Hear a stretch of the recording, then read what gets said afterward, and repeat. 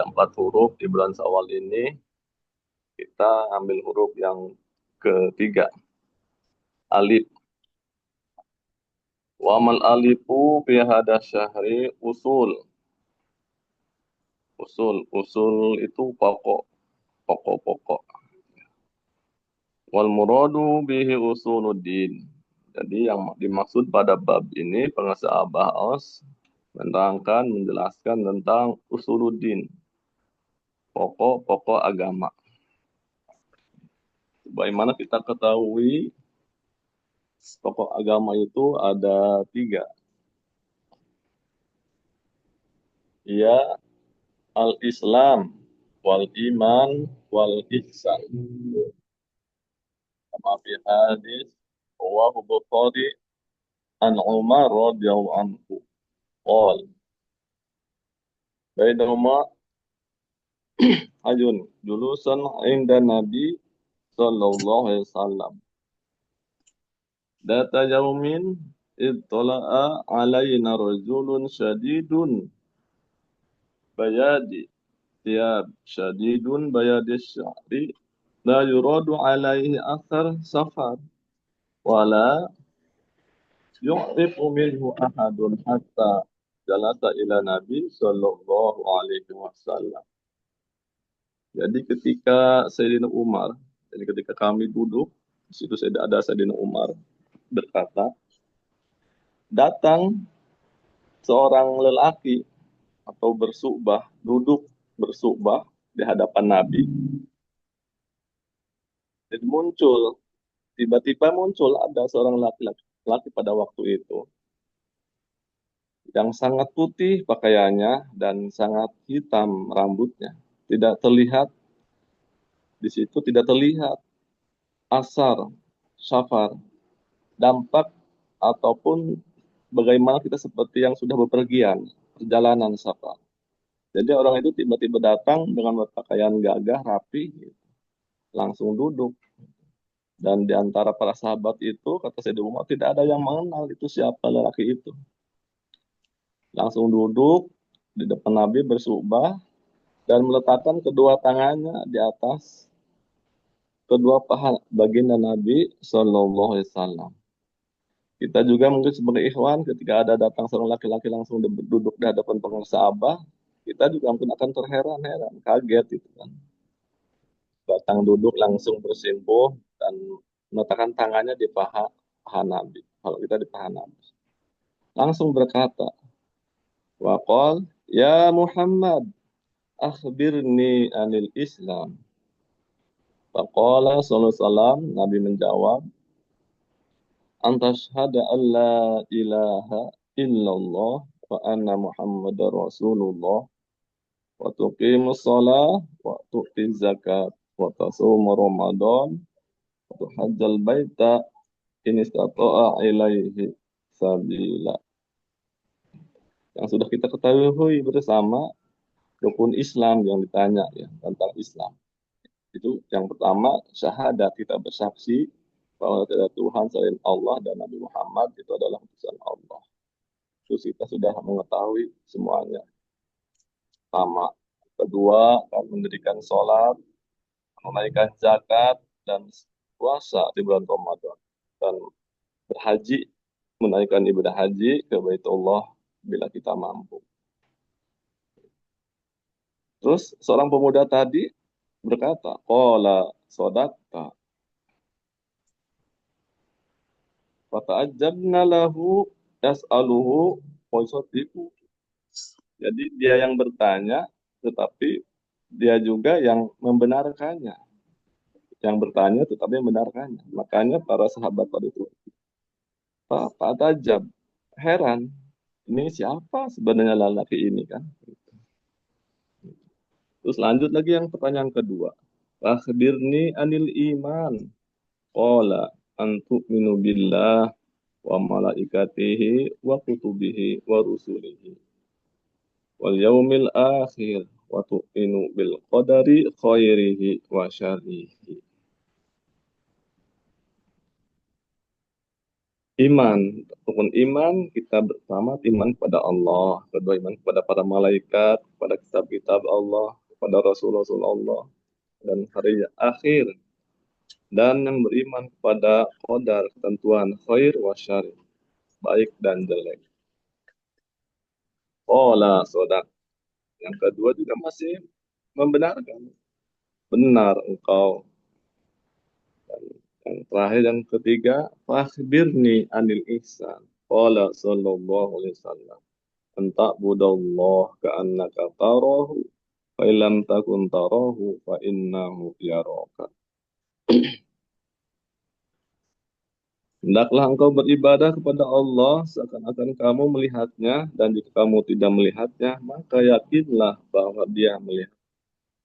Jadi pokok-pokok agama di sini ada tiga: Islam, iman, dan ihsan. Islam ini ilmunya fikih, gitu kan? Ilmunya fikih. Iman ilmunya tauhid, dan yang tasawuf ihsan itu ilmunya tasawuf yang ketiga. Dan pengesabah seorang mujadid ini sudah dibangkitkan, sudah disurahkan dalam hadis Nabi. Innallaha ba'atha li hadil ummah ala ra'si kulli mi'ah manujaddidu amra dini. Sehingga Allah membangkitkan atau mengutus di antara umat ini 100 tahun. Siapa itu? Orang yang mujaddid, pembaharu terhadap urusan-urusan agamanya, urusan agama-agama kita. Karena masih banyak para ulama, para kiai dalam usuluddin ini, dalam pokok-pokok agama ini tidak menyebutkan rukun yang ketiga, yaitu ihsan. Jadi kadang selamat iman, Islam, dan iman. Selamat iman dan Islam. Itu aja berdua. Sedangkan ihsan tidak disebut. Karena memang di sini konteksnya tasawuf ilmunya dan prakteknya kepada thariqah. Hanya seorang ulama ataupun kiainya harus yang berthariqah untuk menerangkan tentang ihsan ini. Karena kalau tidak berthariqah, hanya nanti mengetahuinya hanya secara teori atau ilmu dalam kitab yang sudah banyak dituliskan oleh para ahli, para ulama-ulama sebelumnya. Ada usul ladzi qala sufi man dayya'a usulu hurrima usul. Jadi barang siapa yang menghilangkan usul atau pokok-pokok agama, maka terhalang dari usul, yaitu sampai kepada Allah. Yang kita sudah jelaskan di huruf yang kedua, usul. Jadi ingin usul saja harus tahu usulnya, pokok-pokok agama. Bagaimana kita mau usul kepada Allah, mau sampai kepada Allah. Sedangkan pokok-pokok agamanya ditinggalkan, bahkan dihilangkan. Nah ini terpenting gitu. Maka dua kalimat syahadat sebagai pokok-pokok itu, sebagai rukun Islam, harus benar-benar syahadatnya. Karena syahadatul ghairu mabrurun wa ghairu maqbul. Arkanul Islami asasuha dikru. Jadi asasnya rukun Islam itu dikir. Makanya dalam kita sudut diterangkan oleh Pak Bung Sabah Anom, maka syahadat itu intinya dikir. Salat dikir ada dalam firman-Nya kan. Salatul dzikri. Zakat juga dikir, puasa dikir, haji juga ke Baitullah, ke Mekah Mukarramah dan Madinah itu ialah hakikatnya dikir. Karena syahadat, mengucapkan dua kalimat syahadat saja secara lisan itu syariat yang disaksikan oleh mata lahir kita. Sedangkan syahadat hakikat itu harus disaksikan dengan mata batin, basyiro. Dan syahadat makrifat disaksikan oleh rasa, saroir, zauq, dalam hati kita, dalam diri kita. Jadi kalau seorang yang belum merasa, belum terbuka mata batinnya, apalagi kalau kita ya belum ditalkin, tidak akan terbuka untuk zikir itu, ya hanya di lisan saja. Hanya di lisan saja sahadat. Sholatnya juga begitu. Dan yang lain-lain seterusnya. Maka soyogianya, wayam bagi lihadin minal muslim, ayu jahidu nafsahu. Jadi seorang muslim itu harusnya berjuang melawan nafsunya. Untuk apa? Untuk mendidik ditarbiyah, untuk mendidik arkanul Islam tadi, pendidikan rukun Islam tadi itu. Yaqrobi turuk ilallah washaliha ala ibadihi wafdoliha indallah ta'ala. Wa huwa la ghairu illa dzikrullah. Jadi seorang muslim tadi harus mencari jalan untuk mendekatkan kepada Allah. Dan yang paling mudah untuk hamba-hambanya. Dan yang paling utama. Wafdoliha indallah. Yakni tiada lain. Yaitu dikir kepada Allah. Allah. Jadi rukun Islam ini, dan begitu juga rukun iman, rukun ihsan. Itu sebenarnya mah dikir. Ala dawami bisyaratil akhdi hada bidil hakiki min ahlihi sahibi qalbi. Tapi naki amasinallah. Jadi itu. Akan tetapi dikir ini dengan syarat mengambilnya, mengambil benih hakikat ini, benih hakikat, benih tauhid yang akan ditanamkan dalam diri kita, dalam hati kita, yaitu harus mengambilnya dari seorang yang ahli. Dari siapa? Dari ahli sisilah yang sudah pasti takwa dan suci dari segala sesuatu selain Allah. Jadi harus benar-benar diambil. Jadi tidak sembarangan orang. Padahal kita semua juga hanya para wakil talqin mah hanya mewakili. Hakikatnya mah yang mentalkin itu adalah ahli sisilah, pangersaah, abah secara dohirnya. Gitu. Jadi begitu. Jadi harus intinya mah rukun iman, rukun Islam, rukun ihsan ini yaitu dikir. Nah, makanya masih banyak bangsa abah yang masih zaman dulu pejabat bangsa abah Anom, sekarang bangsa abah Aus masih bilang masih banyak para ulama, para kiai yang tidak mau dikir. Jadi perjalanan teh masih panjang, gitu. Artinya masih banyak. Ya berjuang untuk itu. Karena tahunya mereka itu masih membatasi. Jadi untuk belajar dikir ini, untuk belajar torikot, harus mengetahui berbagai ilmu syariat yang secara mumpuni, secara matang. Ya kalau diusiakan bisa 40 tahun, bisa 50 tahun, bahkan bisa 60 tahun. Orang belum tentu matang, gitu. Belum tentu persegi, baik itu segi keilmuan, amalnya, akhlaknya, adabnya, rasanya. Jadi belum. Makanya ini adalah sebenarnya jalan yang tercepat, gitu. Jalan yang terbaik, yang termudah, yang sudah Allah berikan pada seorang muslim, seorang mukmin, seorang muhsin ibadah yang melakukan agar sampai kepada Allah. Dengan apa? Ya dengan zikir. Gitu. La ya yunalu bil kili wal qali wa kathrati su'al.